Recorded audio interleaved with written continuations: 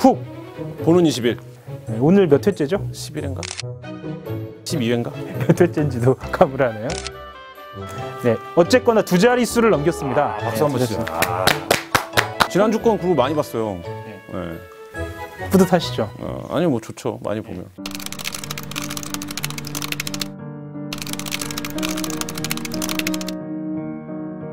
상품권 지급한 부분에 대해서는요, 감독이 근데 감독이 다 회사에서 아니요 회사에서 지급한 거예요, 감독님. 그리고 그런 부분에 대해서는 저희 팀뿐만이 아니라 다른 팀들도 다 그렇게 지급을 했어요.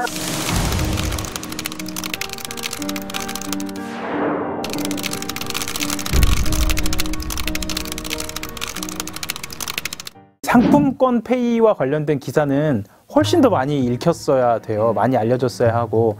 그런데 주요한 스피커가 되어야 할 방송들이 일제히 보도를 안 하고, 방송사가 보도를 안 합니다. 심지어 MBC에서는 직장갑질 관련된 리포트를 내보낸 적이 있는데, 네, 그 직장갑질 119에서 한 달 동안 접수된 내용을 유형별로 정리했는데요. 네, 7분이나 되는 여러 사례들을 언급을 했는데, 그날 이제 인터넷에서는 이 방송계 갑질 문제가 굉장히 뜨거웠었는데 사례로 넣지 않았죠. KBS나 MBC나 아니면 YTN이나 MBN이나 등등에서 언급할 수 없었던 상황이었을 것 같아요. 자기 문제를 고발하거나 이렇게 반성하거나 성찰하는 것들이 사실 뭐 어렵잖아요. 뭐 저희도 어렵죠. 저희도 마찬가지니까. 네, 어렵죠. 뭐 그런 부분들이 겹쳐 있는 게 아닌가. SBS 보도 난 이후에 제보가 정말 쏟아졌죠. KBS나 MBC에도 당연히 지상파 방송에는 모든 방송사들이 공이 마찬가지인 지금 상황에서 이번 주에는 KBS 사례를 중심으로 해서 좀 취재를 해봤습니다. 프로그램 얘기부터 하고 넘어갈 것 같아요. 여러분들이 많이 보시는, 가장 많이 보시는 프로그램 전국 노래자랑. 빰빰빰빰빰빰. 전국 노래장 있고요. 네. 그 다음에 불후의 명곡. 좋죠. 무한도전하는 시간에 하는. 불후의 명곡이 무한도전한테 이제 밀리지 않아요. 굉장히 시청률이 좋은 편입니다. 그 어르신들이 많이 보더라고요. 아, 그럼요. 그 다음에 간판 연예 프로그램 연예가 중계. 최장수 연예 프로그램. 그렇죠. 유재석 씨 또 나옵니다. 유재석 씨가 해피투게더 시즌 3.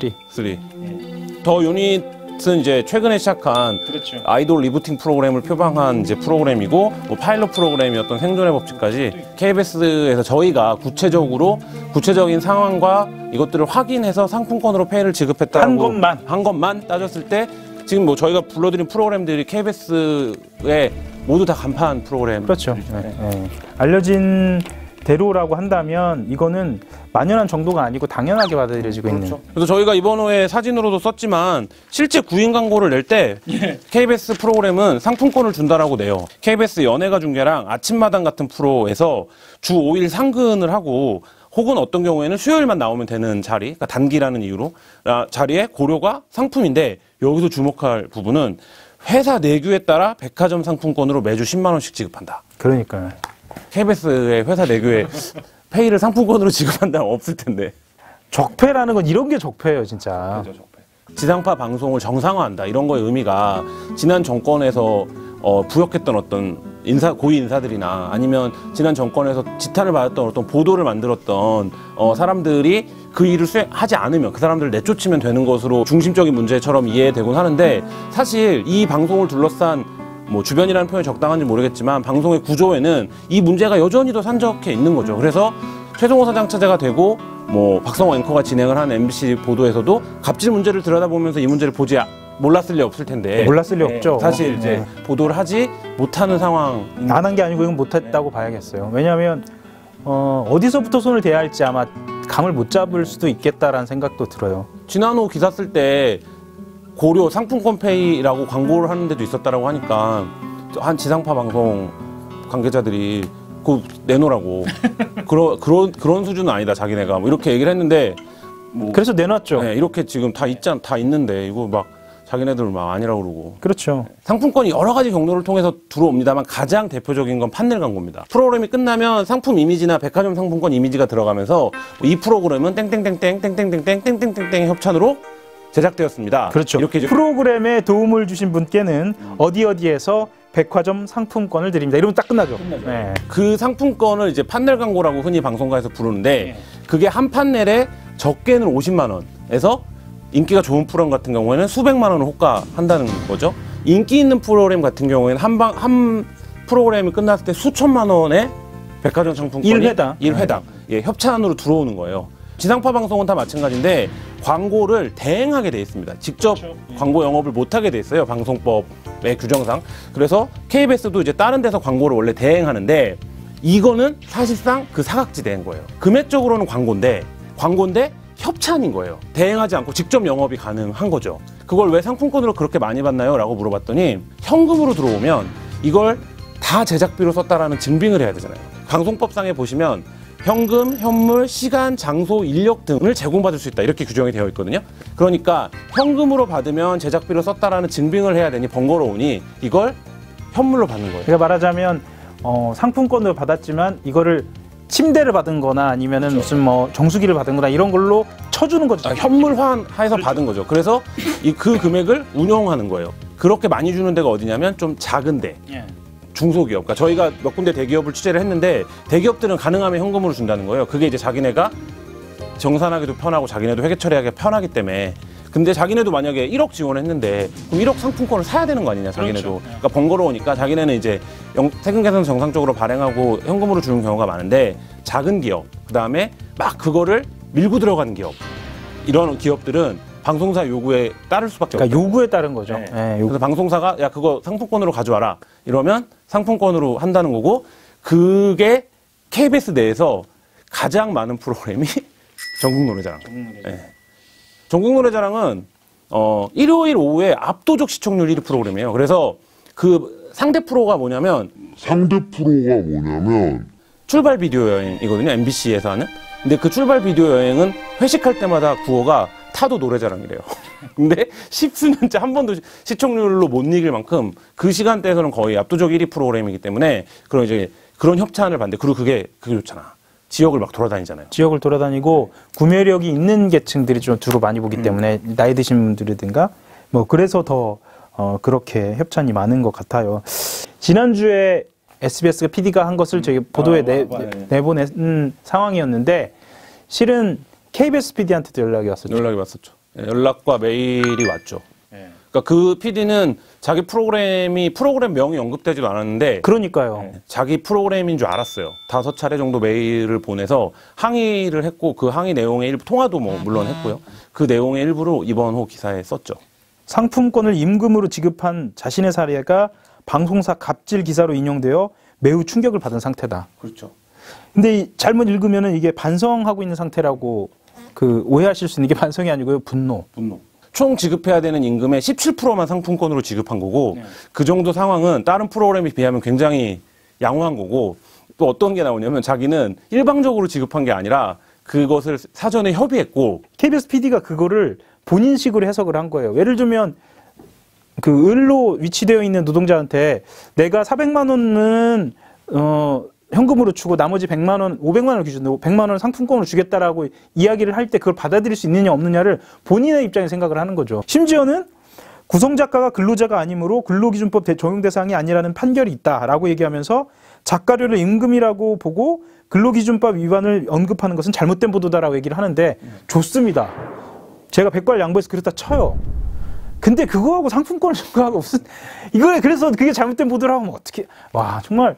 근데 저는 이건 정말 이번 취재를 하면서 지상파 PD들 여러 명이랑 이제 전화를 하고 뭐 확인도 하고 하는데, 한결같이 느낀 태도가 뭐냐면 굉장히 고압적이에요. 그러니까요. 굉장히 고압적이고, 정말. 이분도 저한테 마지막에 보낸 문자가 뭐였냐면, 다음 기사를 작성할 때 자기랑 꼭 협의를 해야 된다는 거예요. 꼭 협의해 주시기 바랍니다. 뭐 이런 쪽으로 보냈는데, 사실 소송 얘기도 있었죠. 네, 당연히 소송 걸겠다고 얘기하고, 너무 화가 나더라고요. 화가 나서 기사 작성해서 PD님과 협의할 일은 없다. 기사는 뭐 어쨌든 내 바이라인 알고 쓰는 건데, 그게 이제 소송하겠다라는 얘기랑 같이 온 거라서. 그래서 뭐 지난주에 SBS PD와 그 비정규 스텝의 대화록도, 녹취록도 공개를 했지만 기본적으로 굉장히 고압적이다. 근데 왜 그럴까, 이런 부분들에 대한 고민이 듭니다. 저는 제가 반성하게 되더라니까요. 제가 취재 현장이나 저도 그렇게 좀 비춰지지 않을까. 그러니까 그 정도로 내용이 저도 깜짝 놀랐어요. 이렇게 생각할 수 있나? 그러니까 그러니까 이 문구 그대로 따지면 그럴 수 있죠. 그런데 상품권 대신에 돈 대신에 상품권을 준 자기를 합리화한다는 게 고작 뭐 근로기준법상의 작가는 노동자, 그러니까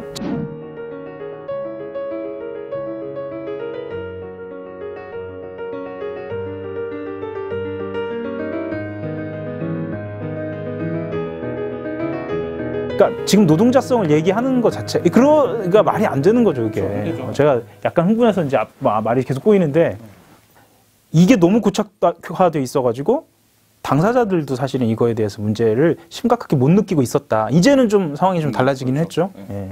지난해 감사원도 KBS 상품권 관행을 지적을 했어요. 네, 지적했죠. 그러니까 올해 전부터 이 감사원 보고서에서 감사가 지적되는 건 알고 있었는데 이 감사 보고서가 어떤 감사 보고서냐면 강규영 이사를 날린 감사 보고서예요. 그러니까 많은 언론들이 이 감사 보고서를 썼어요, 기사로. 그렇죠. 예, 기사로 썼고 감사원에서 이제 브리핑도 했었는데 뭐 이 내용이 뭐 하영 선배가 썼지만 이제 뒷부분에 조금 나오잖아요. 그러니까 그냥 지나간 거야, 그때는. 170 몇 페이지인가 네. 나와요. 전체 뭐 그리고 이게 굉장히 인상적인 부분이 있어요. 감사원도 그렇고 KBS도 그렇고 상품권을 임금 대신에, 그러니까 돈 대신에 준 것에 대한 문제의식이 없어요. 아, 깜짝 놀라. 그러니까 그것이 그 사실관계가 나오는데 그거에 대한 문제의식 없이 어떻게 얘기하냐면 방만한 회계처리나 방만하게 쓰일 수 있다라는 우려만 얘기를 해요. 그러니까 이게 감사원도 그렇고 KBS도 그렇고 관행이라고 그런 프레임 안에 어떤 사실을 넣어놓으니까 사람들이 그걸 그게 못하는 거예요. SBS 사과문에서도 드러나는데 SBS가 이제 저희 보도 이후에 사과를 했잖아요. 바로 사과했죠, 네. 하기는. 사과를 했는데 거기서 이번 호에 이제 나오지만 뭐라고 표현했냐면 용역 대금 중 일부를 상품권으로 준 것이라고 표현해요. 그렇죠. 그러니까 예를 들면 SBS가 그 사과를 내면서 법적인 검토라든지 이런 거를 당연히 했을 거 아니에요. 그게 회사의 공식적인 명의의 사과인데, 근데 거기서 뭐 일부 인건비라든지 아니면 뭐 외주 제작사 직원에게 나가는 어떤 비용이라든지 이렇게 표현하지 않고 용역 대금 중 일부를 상품권으로 지불한 것은 이후 여하를 막론하고 잘못된 일이다 이렇게 표현한 거잖아요. 근데 저는 그 사과에서 핵심적인 키워드는 용역 대금인 것 같아요. 그래서 용역 대금이면 감사원 보고서의 맥락도 그런 거잖아요. 대금. 이 사람에게 주는 돈으로 표현하지 않고 어떤 용역된 일에게 주는. 충분히 그렇게 해석될 수 있는 거죠. 그러니까 물론 이제 본인들은 이게 말 그대로 도급이고 용역이니까 용역 대금이라고 할 수는 있을지는 모르겠으나 지금 이 상황에서 그런 표현을 쓴다는 거는 그렇죠. 사실 그렇게 충분히 해석될 수 있는 저는, 거죠. 그 부분이 우려됩니다. 실제로 이 상품권 페이는 방송가에 있는 여러 가지 모순된 구조를 아주 대표적으로 드러낸 사례인데 사실 이 대표적인 사례를 앞서 이야기하고 생을 마감한 PD가 있어요. 있었죠. 예, 그 CJ ENM 이한비 PD죠. 이한비 PD에 대해서 모르는 분들이 좀 있을 것 같아서 설명을 좀 해주시죠. 2016년 10월 26일 날 스스로 목숨을 끊은 신입 조연출 PD인데요. TVN 채널에서 하던 혼술남녀라는 그렇죠. 드라마를 만들던 이제 조연출이었어요. 입사한 지 얼마 안 됐는데 이제 유서를 남기고 돌아가셨거든요. 방송 스태프들을 관리하는 이제 중간 관리자 역할을 그런 역할을 많이 하죠. 그런 역할을 악역을 많이 하죠. 많이 하죠. 굉장히 악역을 많이 하고 비정규직들을 자르는 역할도 맡겨진 거죠. 예. 자기에게 맡겨진 이런 그러니까 적폐로서의 수행자 역할이 너무 힘들었던 거죠. 그 사람은 중간 관리자인 동시에 이제 위에서도 이제 굉장히 많이 쪼이고 이제 뭐 회사 내 괴롭힘이나 이런 것도 있었던 것 같고 그 CJ ENM이라는 회사에 유가족들이 책임을 인정해라. 이미 이한비 PD는 돌아가셨지만 다른 사람이 이런 일을 겪지 않도록 조치를 해라. 제가 재발 방지 약속을 이제 요구했는데 다 무시당했죠. 한 6개월 가량 무시를 당했어요. 35개 시민단체가 이제 붙어서 CJ ENM에 요구를 했어요. 여론이 이제 바뀌니까 CJ ENM이 무릎을 꿇었죠. 위로금이 이제 한 이제 수억 원 가량 되는데 이 유가족들이 우리가 이거 개인적으로 쓰지 않겠다. 쓰지 않겠다. 그리고 재단, 그러니까 그 방송 노동자들을 위한 이 방송 비정규직 스태프들을 위한 어떤 재단을 설립을 하겠다. 방송 노동 환경 개선을 위한 한 줄기의 빛 한 빛. CJ ENM 관련돼서 다음 주 우리가 이제 약간 프리퀄 같은 느낌일지는 잘 모르겠는데 다음 주에 저희들이 준비하고 있는 것이 하나 있습니다. 그렇죠? 벤지민 기자가 아마 큰일 하실 것 같아요. 큰일 해야죠. 그래서 예고편 겸해서 사실 여기에 모셨고 우리 다음 주도 한번 같이 열심히 달려가지고 우리가 다른 건 몰라도 이 부분만큼은 정말 서로 간에 아쉬움 남지 않게 한번 해봅시다. 그리고 여기 스토리 펀딩. 그 얘기 맞아요. 그 얘기 하려고 불렀어요. 그 얘기해야 되는데 지금 이제 미디어 노동인권센터가 아직 출범을 안 했는데 이제 아무래도 그 CJ ENM에서 받은 위로금은 이제 돈이 정해져 있으니까 계속 버티지는 못할 거고 뭔가 정기 후원으로 돌아갈 거예요. 그래서 이제 이 한빛 미디어 노동인권센터에 정기 후원을 해주시는 방법도 있을 것 같고 아니면 현재 스토리 펀딩이 카카오에서 이제 진행 중이거든요. 지금 자막으로 나가고 있죠. 네. 네. 그래서 이 주소로 네, 많은 후원 부탁드립니다. 방송인 같다 이렇게 얘기하니까 우리 방송인 같지 않나요? 네. 그리고 그 CJENM 저희가 지금 취재하고 있는 문제 외에도 이 한빛노동인권센터 관련해서 서울시가 전향적 결정을 아마 할 거다. 그건 이제 이번 주 말씀드립니다. 그러니까 어쨌든 뭐 이 보도가 나갈 때쯤이면 될 건데 어쨌든 서울시가 가지고 있는 방송사가 큰 결정을 내릴 거고 그게 아마 이 노동인권센터, 그러니까 한빛노동센터를 준비한 분들의 성과다. 네, 사실상 그렇다고 봐야겠죠. 아니 그거는 뭐 맞죠. 왜냐하면 서울시가 그래서 관심을 갖기 시작한 거니까. 네. 지금 큰 변화의 흐름 위에 우리도 서 있는 것 같아요. 그래서 아무튼 우리 목표는 언제였죠? 설 전까지였죠. 네, 설 전까지 다 설 털고 전까지 어쨌거나 설 전까지 아무튼 힘내서 한번 달려봅시다. 저도 좀 힘 좀 내겠습니다. 박수 치고 마무리할까요? 네. 수고하십시다. 네. 수고하십시다. 예, 수고하십시다. 예, 수고하십시다. 예, 수고하십시다. 그거 괜찮다. 끝날 때마다 수고하십시다. 수고하십시다.